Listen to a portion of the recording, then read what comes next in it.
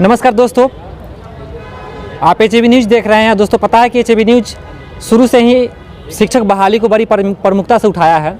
आज हमारे बीच वैसे लेडी हैं जिनसे आप लोगों को मिलवाना हम उचित समझे, क्योंकि वैसे लेडी हैं जो एक अभ्यर्थी ना होते हुए भी दिल्ली से चल करके केवल और केवल शिक्षक अभ्यर्थियों और शिक्षक आंदोलन को समर्थन करने के लिए आई है।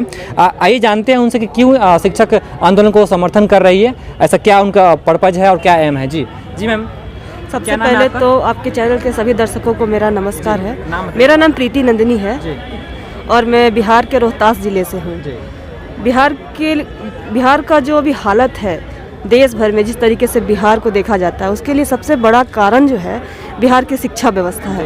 क्योंकि किसी भी देश या राज्य का विकास उसके का जो नींव है वो शिक्षा पर ही होता है।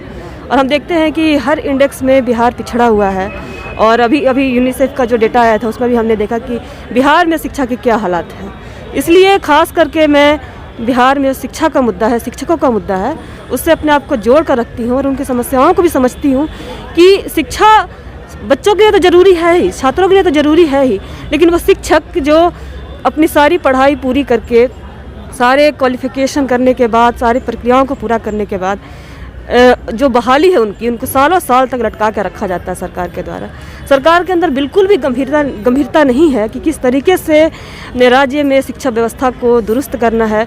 मुझे तो ऐसा लगता है कि सरकार की शिक्षा के मामले में कोई नीति ही नहीं है। वो बिल्कुल देखती ही नहीं है कि आखिर राज्य में हो क्या रहा है, किस तरीके से स्कूल बदहाल है, किस तरीके से छात्रों की स्थिति है। अगर आप डेटा देखें तो पता चलेगा कि बच्चों को, जो 10th के बच्चे हैं, वो 6th का 4th का जो सिलेबस है उसको नहीं पढ़ पाते हैं। कुछ बच्चे तो क ख ग घ और जी बिल्कुल। तो ये स्थिति है शिक्षा की। और शिक्षकों की स्थिति आप देख ही रहे हैं। अगर इस तरीके की समस्याएं आती हैं कि समय पर पेमेंट नहीं मिलता है, छुट्टियों की दिक्कतें हैं और भी कई विभागीय दिक्कतों का सामना करना पड़ता है। और अगर शिक्षक अभ्यर्थियों की हम बात करें तो आप 94,000 हो या फिर STET के अभ्यर्थी हो, हमेशा संघर्ष ही करना पड़ता है उनको अपनी प्रक्रियाओं को पूरा कराने के लिए।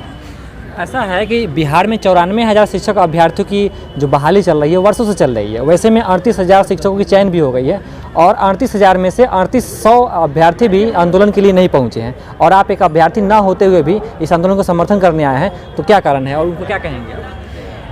मैं ये कहूँगी कि मेरा आने का मकसद यही था कि मैं इन लोगों के साथ जुड़ूं और इनकी समस्याओं को जो मैं दूर से देख रही थी, क्योंकि मैं यहाँ पे नहीं रहती हूँ किसी कारणवश, बिहार से बाहर हूँ अभी, तो इनको देखना भी चाहती थी और उनके साथ बैठकर इस संघर्ष में शामिल होना चाहती थी।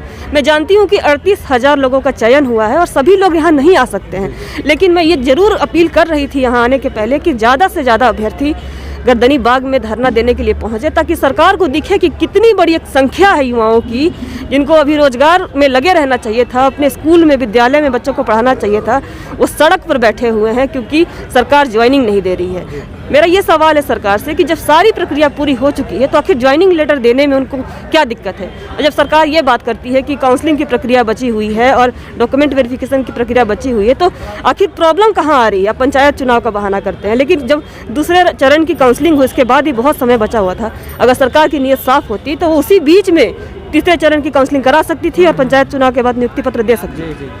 सरकार कह रही है कि अभी आचार संहिता है इसलिए नियुक्ति पत्र नहीं दे सकते हैं, लेकिन पंचायती राज विभाग में ही ब्लॉक स्तर पे जो अधिकारी जो नियुक्त किए गए हैं उनको नियुक्ति पत्र दिया गया है, तो उनके लिए क्या आचार संहिता नहीं? बिल्कुल, ये भेदभाव तो देखा जाता है कि सरकार भी चुनती है कि किनको प्राथमिकता देनी है और कौन जरूरी है कौन गैर जरूरी है।